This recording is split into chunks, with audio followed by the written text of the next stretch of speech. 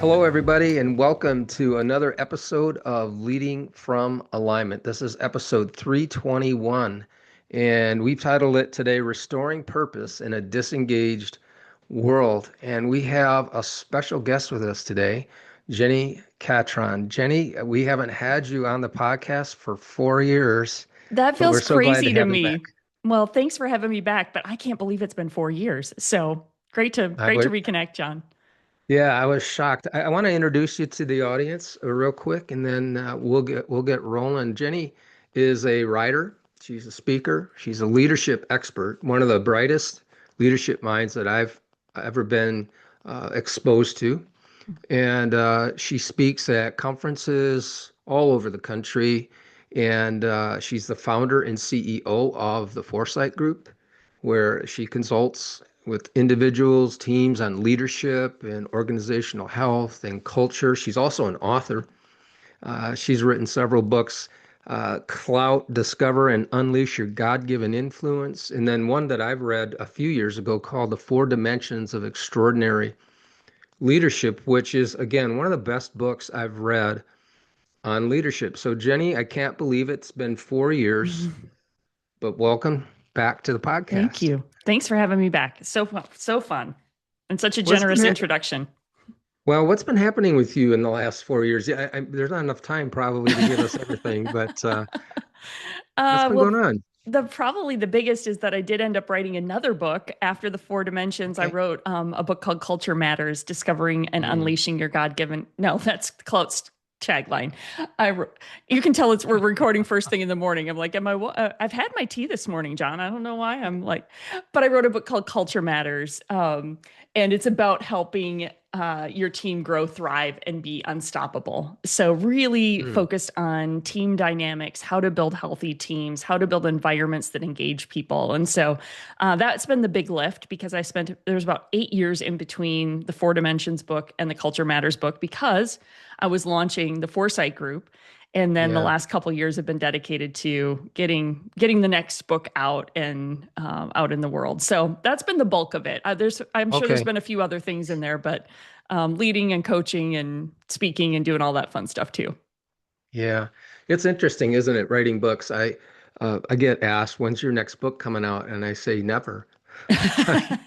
It's so much work, isn't it? Because it is so much work, and there's so much risk involved in doing it. Hmm. You just don't know Yeah, whether anybody's going to read it when you're all done. But well, thank you for carving time out of your busy schedule to be here.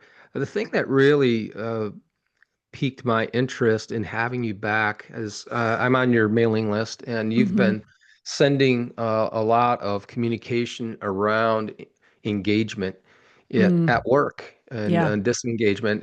I read a book by I think Gallup wrote this book in 2017, or it was their global workforce report, yeah. and only they worldwide only 15% of employees are engaged at work. And by engaged, Gallup means emotionally invested in committing Hmm. time and talent and energy in adding value to their team and in the organization's goals. And engagement in the United States isn't that much better. Back then, it was 31%. Now, this Hmm. report's what, 8 years old? That meant back then 69% Hmm. of people at work in ministry even Hmm. are not Yeah, engaged or they're actively disengaged, which is, that's a even whole nother worse. level, isn't it? Yep, yep. So I want to ask you, that's what I'd like to concentrate our conversation around today because I do see, I've been in both worlds. I've been in the corporate Hmm. arena and I've been in the church arena, and I've seen Yep. this in both worlds. And so, Jenni, how do you interpret Gallup's definition of engagement? Let's start there. What do you think Sure. about that? Yeah. Well, this has become such a fascinating topic for me. And also just to comment, Gallup does this report annually, and even this year's report still said only 31% of US workers So are it's the engaged. same. So that data hasn't changed. We have not moved the dial on it. That's Which kind of is discouraging, it isn't is it? discouraging, isn't it?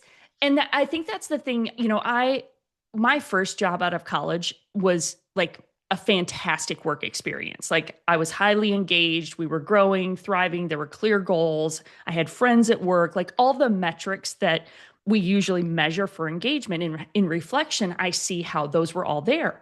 And I had such a fantastic first work experience. And then we went through a corporate merger, and overnight it went from amazing to awful. Like I went from this highly engaged employee to all of a sudden being really disengaged.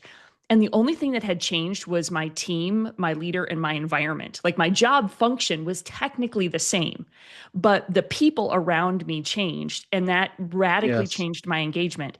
And so when Gallup talks about, and this is why this is such a passion point for me, because I've personally felt it, as I'm sure you and everybody listening has felt those places where you're thriving and engaged and the places where you're not. And oftentimes it doesn't even matter what you're actually doing for work. It matters a lot more about the environment and who you're doing it with, Right. right? Yes. And so Agreed. I think when Gallup talks about engagement and employees being emotionally invested, I think that emotional word is important.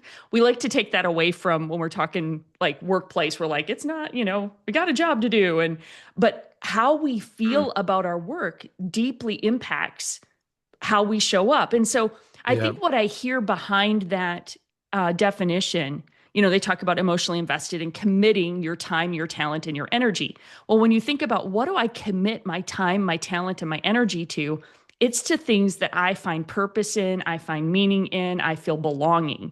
And so I Mm. think like the hidden layer under that definition is like engagement is about people feeling a sense of purpose, a sense of meaning, a sense of belonging, which are some of our greatest needs as humans. And Right. when people aren't feeling that level of connection to their work, well, then of course they're just phoning it in. Of course they're Right. doing the bare minimum. They're quiet quitting like we've heard over the last few years. So Right. to me, this is why this is such a big deal. It's like, well, they're making widgets. Is it that big of a deal? Well, they're giving the best hours of their day. And many of our listeners are ministry listeners, so we have much more deeper purpose and meaning to what we Right. do. But if we're not emotionally connected to that purpose and meaning, then we become disengaged. And I think it's Right. just a massive um, lack of stewardship of the talents and the gifts and purpose God has given each one of us. And so to me, it's Right. about connecting people to purpose, and that, again, we're doing that through work. And we need to help connect those dots all the way through. Right. I have a couple of thoughts that just jumped into my mind. Is this feel the emotional side of this. I think it also relates to your direct report, Mm-hmm. Yes. your, your relationship with your direct report, and for pastors and ministry leaders, I think we've assumed that because we're doing the Lord's work, that we don't have to pay attention to any of this stuff, that should be enough Mm, motivation for people to show up well every day. And that would be nice, but that's not true. right. Yeah. This I believe the same things that you mentioned that motivate in the marketplace and make people show up and be engaged are the same things in the church world as well. Yeah. Yeah. Yeah. And it's interesting. I think sometimes, again, kind of to your point, John, and I was in the marketplace and then I was in ministry about equal amounts of Hmm. time. And I think the thing that surprised me when I went into ministry is I think there's a assumption that we care for people well, even in a staff situation or but a lot of times I think to your point, we kind of take that for granted and we assume that's understood and taken care of, and we're all here for Right. the same reason and the same purpose.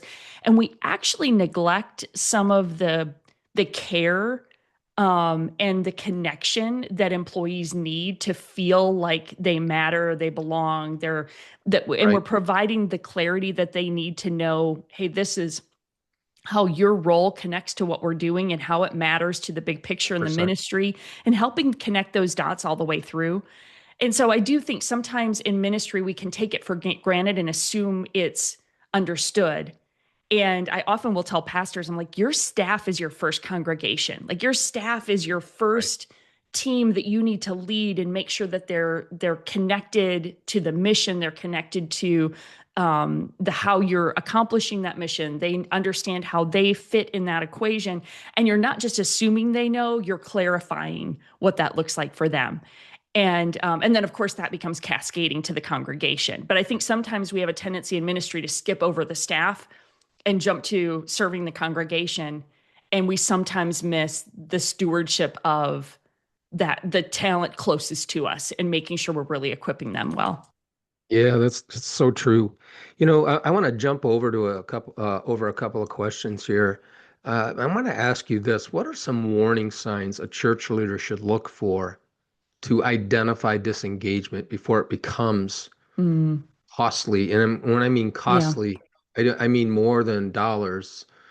I mean costly in terms of relationships, costly in term of credibility, and all of Mm-hmm. those things. Mm-hmm. What would you say are some dashboard lights that would Yeah. flash?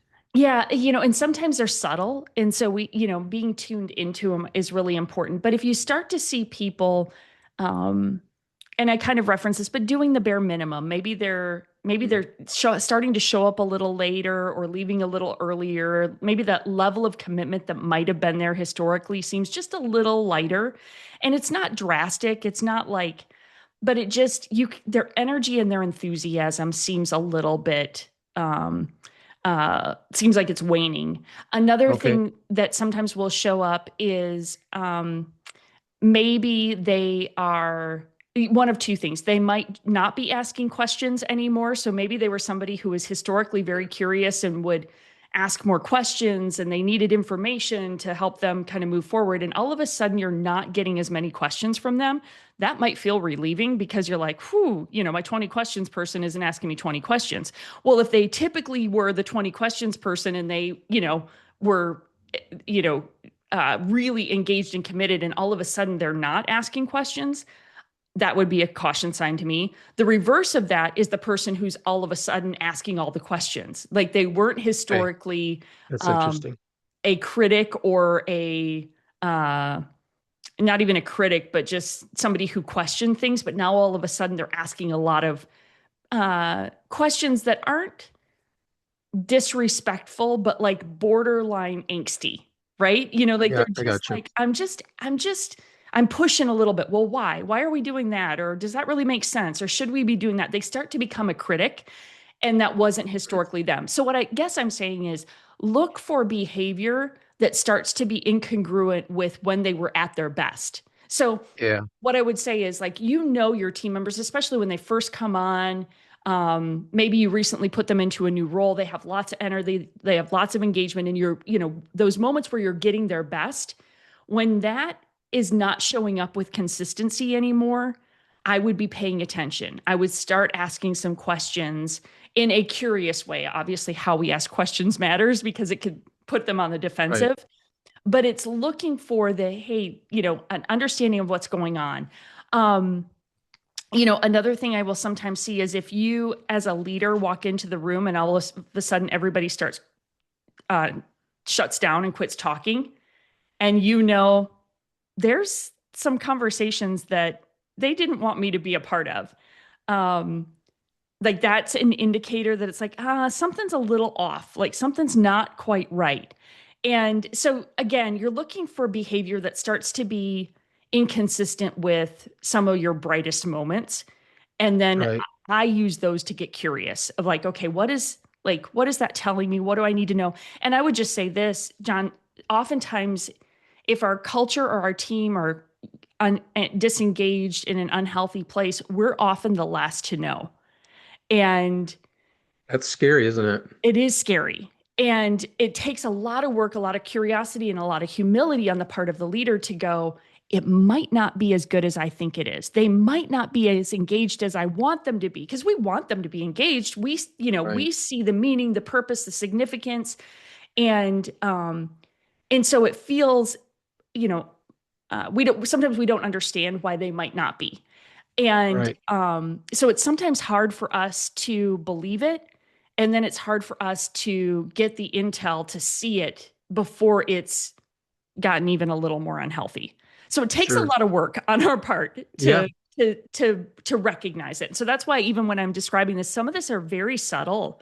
But it's those subtleties you want to pay attention to, because the obvious ones are the unexpected person, the person who departs very unexpectedly, like a key player who all of a sudden turns in their notice. Well, that you're really too far gone by the time you get to that. So it's like that Right. intuition and discernment to pick up on the subtleties is really important. Yeah. And I think sometimes as pastors, we decide, well, I really don't want to engage in that kind of work. I want to preach, I want It's a to lot of teach, work.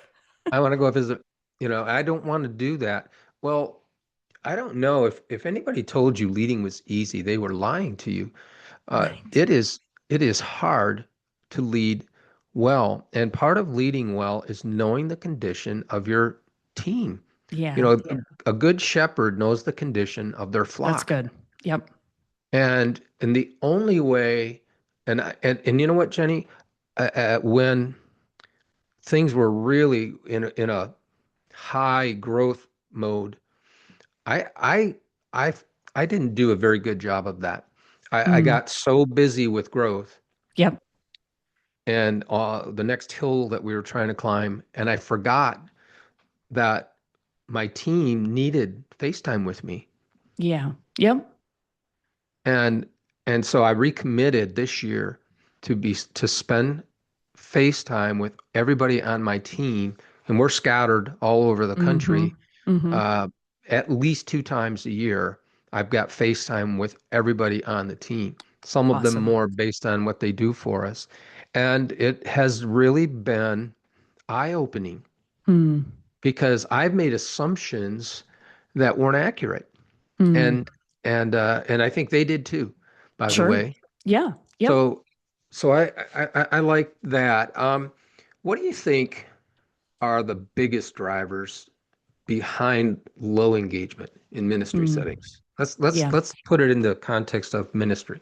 Yeah, for sure. Um, One of the surprising things that we've seen with a lot of the ministries that we get to serve is, we'll sometimes think that low engagement is relationally driven, because what'll often happen is we think, well, we just need to do more staff events together or, lunch together or, so we usually try to solve a disengagement with more relationship time. But rarely in ministry is that the issue. Like we often have relationships or connection. What's fascinating to me, and we have a assessment on the website on our website that gauges, we call it the culture blind spots, the things that might be happening within our teams that we're unaware of. And one of the levels of that assessment is called organizational clarity. And Mm, 66% of the leaders who have taken this, organizational clarity was the thing that was causing the disengagement. And so what do I mean by organizational clarity? It's the simple things like we know our mission, but do we have a clear vision for where we're headed? Like that target of what are we trying to achieve right. this year, right? We know the core mission, but like what specifically are the really key priorities for this year? Do we have an organizational chart that defines how everybody contributes to that vision, right? So one of my convictions is that your organizational structure should serve your mission and your vision, right? Like you Right. start with what are we called to? Okay, now how do we structure our team to achieve that? And because then that makes every role mission critical. So we often in ministry will feel a little reluctant to do organizational charts because it feels like hierarchy, but it really is actually clarity. And every organization has some kind of structure where everybody understands this is how we fit, this is how we work together, here's who's responsible for what, here's who I report to.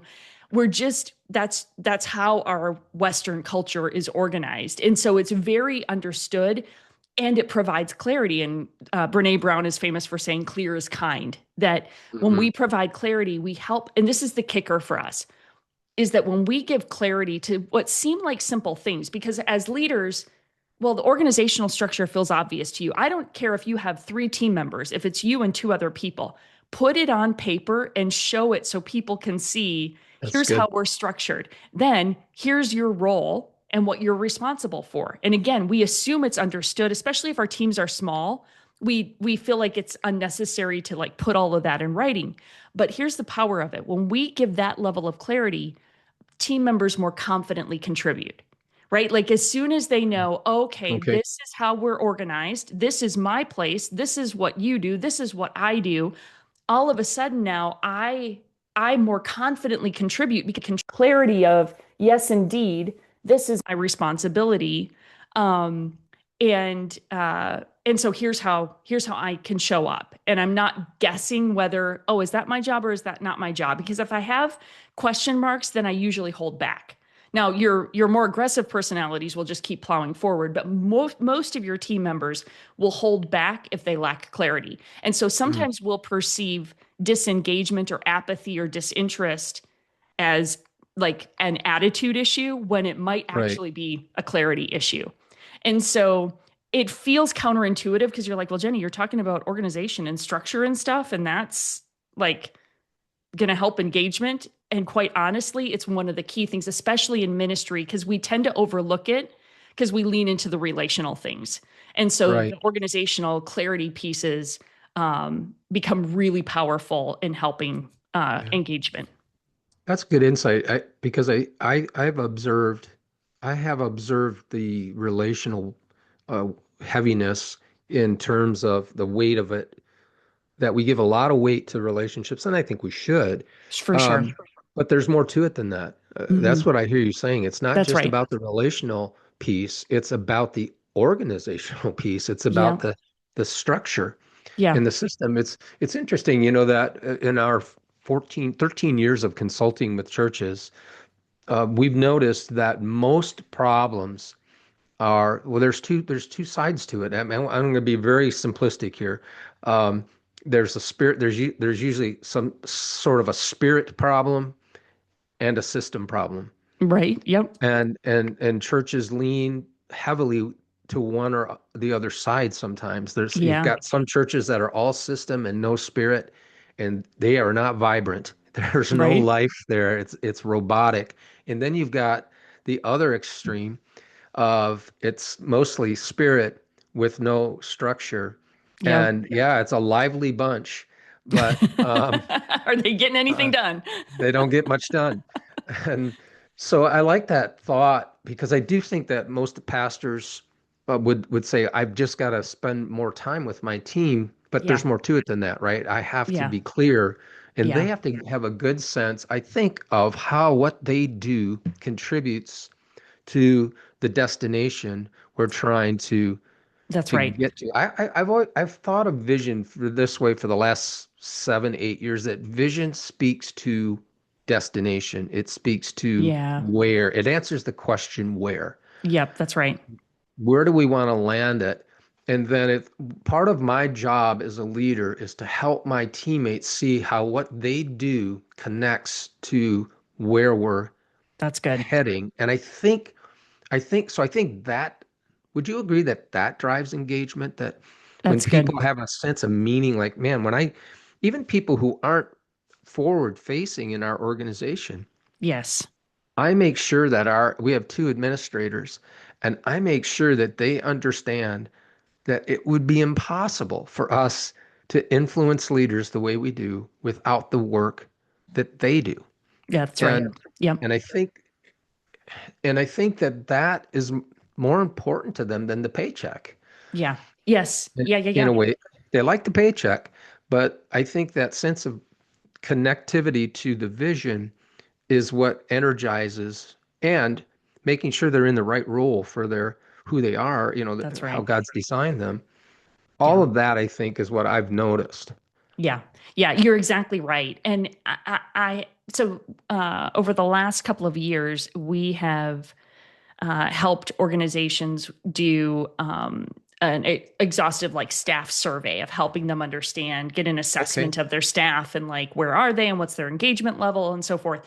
And we found a really interesting pattern, John, and I saw this in a lot of the ministry teams that we worked with, is that one of the questions that we ask is, do you trust your leaders? Do you trust your leadership team? Do you trust your manager? Because trust obviously is really core to healthy team dynamics. Patrick Lencioni and his 5 dysfunctions of a team, that first one is lack of trust is the foundation. So we have a lot of questions around trust. And I started to see this really fascinating pattern that they would answer some questions, like the individual questions, they would answer, yes, I trust my senior leader. But then they would have low scores for trusting the leadership team. And I Hmm. thought, this is really interesting. And so a lot of times when we do these surveys, then we also do follow-up focus groups with those teams to get even more understanding. And here's what I found was really fascinating. What they were actually saying is they trusted the individual leaders from a character standpoint, like they trusted who they were, they trusted their character, their heart, their integrity. What they didn't trust was their decision making. They didn't trust Interesting. necessarily their organizational competence because those leaders weren't providing clarity for like these systematic, functional, structural things that the Hmm. things we're just talking about. They were lacking clarity on roles, responsibility, the vision, the direction. And to those senior leaders, that felt more clear. But what they hadn't done was connect the dots all the way through, like you were talking about, and helping your administrators know, hey, when you do this, you actually help us accomplish this mission of serving leaders. Right. When take care of all of, build these spreadsheets and build these reports for us, it actually equips our coaches to serve leaders in this way. And, so each one of us can make that application in our respective ministry areas. And so it was a really fascinating thing that the team members were saying, hey, I trust them as people. I trust their hearts. I trust their character. Relationally, I'm connected, but I don't actually trust how they're leading because I'm lacking information, or they're not giving the clarity that I need to succeed in my Yeah. contribution. And so I just think it's really helpful, especially as ministry leaders, to not, like you said, we don't want to just default to the relational side being the only way we lead, being conscious Right. of the needs our employees have. They need both. So That's right. Yeah, and so Pastor, I hope you're hearing what Jenny is saying. You can be a great young man, young woman, old man, old woman leader, and people will respect who you are as a person, that's right. but there's more to it than that. And it's taking it to the level that Jenny is unpacking here for us. Jenny, if so, I might assume that our watchers and listeners today, there's probably a lot of them that are thinking, well, what would be like the next best step for me? Because I don't even have any idea what our level of engagement is. Hmm. And is there a next step or two that you think would be good starters Yeah. for our listeners and watchers? Yeah. Couple of things. I would just encourage, as a leader, maybe, depending on the size of your team, you might pull your whole team together. You might grab a couple of your key leaders together and say, hey, um, is there something that is not as clear, or is there, I'll you want to ask a little even more pointed question. Do you have everything you need to succeed? Do you have any questions That's a about great question. who we are and how we do our ministry? Do you understand how your role helps us accomplish the work? So you can come up and John, I can give you a couple of other questions we can put in the show notes or something for everybody, but just a Okay. couple of questions to spark conversation. Like the best thing you can do as a leader is I always just put your curiosity hat on and go, Mm. okay, what might I be unaware of? Feels obvious to me, but maybe isn't as clear to the team. So, just a handful of questions. I would also say on our website, getforesight.com, GET, the number 4, SIGHT. There's a free assessment right at the top of that page that will just take you through 20 questions. And then it'll tell you, hey, you might have a gap here. And so that's another just great tool to go, okay, this might be something that here's a place I need to focus where we might have some gaps in equipping our team to help them contribute confidently. So Jenny, what's that website again? It's Get Foresight, GET, the number 4, SIGHT.com, getforesight.com. Awesome. So we'll put that in the show, that link in the show notes. And I would highly recommend if you're watching and listening and wondering what's a good next step, take advantage of the resource that Jenni and her team have available to you. I know it'll be an incredible blessing to you. Jenni, I have one more question. I think one more, and we've been talking about this from the leader role, the lead pastor role, or Yeah. an executive role. What about staff members who might be Mm. listening today who Yeah. feel disengaged? Hmm. Um, Yeah. what's a realistic first step that they could take Great to question. regain a sense of meaning at work? Yeah. Yeah. Great question. And I would, first of all, I would encourage every team member, every role is mission critical. Like the way God has Hmm. wired you, the way He has gifted you, the place that He has put you, that's on purpose. And so I think reconnecting with your purpose as an individual. Galatians 6 verse 4 says, make a careful exploration of who you are and the work you've been given, and then Hmm. sink yourself into that. So that's that. How has God wired me? How has God gifted me? What are the gifts, the talents, the experiences that have shaped who I am? And those are the great things that have happened in our lives and our stories, and even the not so great things. God works Right. all things together for good. And so make that careful exploration of who you are and the work you've been given. And so I think sometimes it's just taking a minute to pause and reflect and go, wait a minute, okay, God, how have you wired me? How have you gifted me? And then you've put me here in this season. Can you clarify for me why? Right? If you're feeling that Mm. level of disengagement, because sometimes, and I think, John, sometimes we all have a tendency to overlook this, regardless of what seat we're in, that sometimes we get frustrated by something that's not quite right in our team or in our organization, in our ministry. And oftentimes I think it's because God has us there to to lean in and be the one who helps bring um, That's uh, interesting. either awareness of it, help Hmm. lead through the change of it, or whatever the case might be. Now, obviously, in discernment and in alignment with your senior leader. So I'm not telling you to go Yes, rogue, right? that's But right. a lot of times that frustration or disconnect or dis frustration we might feel in our seat might be why we're there. Like we might be there because we're seeing Mm. something others aren't seeing. And so then we want to be wise and discerning about how we raise it or how we lean into it. But I would just say reconnect with your sense of purpose, understand how God has wired you, how He has gifted you, and then ask Him to give you clarity of like, why is He have your gifts in this role in this season? And if That's I, good. I really believe if we seek God in that, He often gives us that sense of here's why I have you here.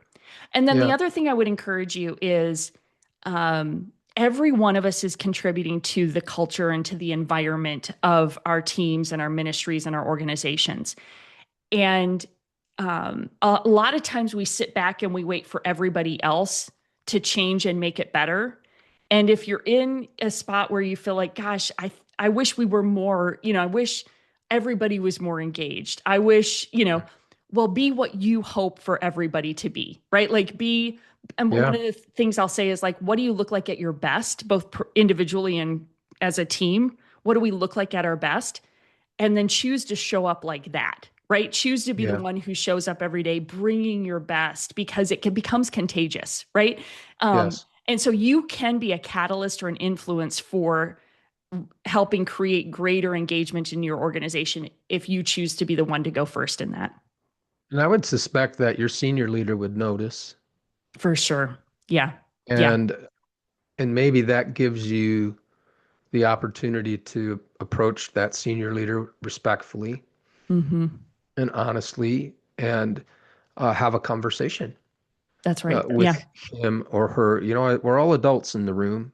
Um, I've noticed in the marketplace, at least in the roles I was in and the companies I worked for, that there was not as much passivity when it comes to things like this, that That's people were right. much more willing to share their displeasure with what was happening, and it wasn't always constructive.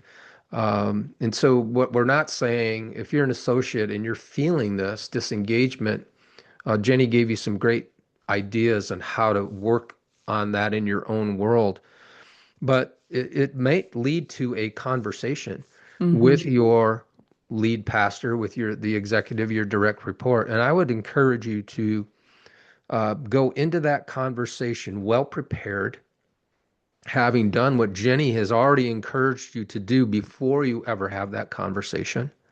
I think that would be very important. You go in respectfully. If you've never been in the senior role, I just wanted to tell you, you have very little idea of the weight of that role. I used to think as a youth pastor, I didn't understand why my senior pastor would tell me no sometimes. Mm-hmm. And then I became a lead pastor, and he became like 100% smarter once I became a lead pastor. And I thought, oh, that's why he did that, That's or that's why. why he Yep. right. And so we, I'm not very, I don't like when we go to our senior leader only with a complaint. Mm-hmm. I would I would rather have you, if you're in the associate role, to think through the items that Jenni listed, and then to go to your pastor in a respectful, have a meaningful conversation about what you've been working on in your own life, and is there a way that we can uh, utilize that? Is there a way that Mm-hmm. we can leverage what I'm learning about myself in order to add more value to the organization? I mean, does that sound kind of Mm-hmm. right? Yeah. Am I going down a good path there? Yeah. Yeah, for sure. For sure. And you're exactly right in that um oftentimes when we choose to show up at our best and an alignment with how we feel God has wired and gifted us and in respect of the leadership we're under, because that is absolutely I think what we're called to do. Right. um it often creates conversations and opportunities for your influence to expand. And Yeah. again, people's curiosity is piqued of like, you know, hey, I really appreciate how you feel re-engaged. You feel like you're Right. committed. Tell me what's going on. Like conversations will be sparked when, and again, just opportunities to grow your influence. So I completely agree with you, and I think our posture, it all comes down to our posture as leaders matters, right? That's And right. and so the wisdom and discernment of and the integrity of I want to do this because I am committed to living into the gifts and the talents that God has given me, of stewarding well where He's placed me in the season He's put me in here, honoring the leaders that I'm under. Um, but that again just oftentimes sparks really fantastic conversations, and you might be a catalyst for uh, just growth or change in your organization. Yeah. So, watchers and listeners, life is too short to be disengaged at work. Completely. It's just too short. Mm-hmm. We don't want you to sit on the side of your bed every morning and have to talk yourself into going into work. So if you're feeling disengaged, we encourage you to take these positive forward steps. And leaders, senior leaders, if you're listening today, I highly encourage you, take some time to evaluate. Use the tool that Jenni has mentioned to be part of your effort to get your arms around how engaged is my team? Mm-hmm. And we think there's so many reasons why it's important, but ultimately, I think we'll serve the purpose of God better That's right. with a team that's more highly engaged. So, Jenni, thank you for who you are, and I appreciate the gifts that God has placed within you, and you have a national stage, and I feel honored. We feel honored that you would step into this conversation today and share some of your valuable time with us. My honor, John. Thank you for just continuing to equip all of us as leaders with your faithfulness, and for everybody listening. Thanks for leading faithfully in the place God has put you. Um, Amen. that's what we're called to, and such a gift and an honor to be with y'all today.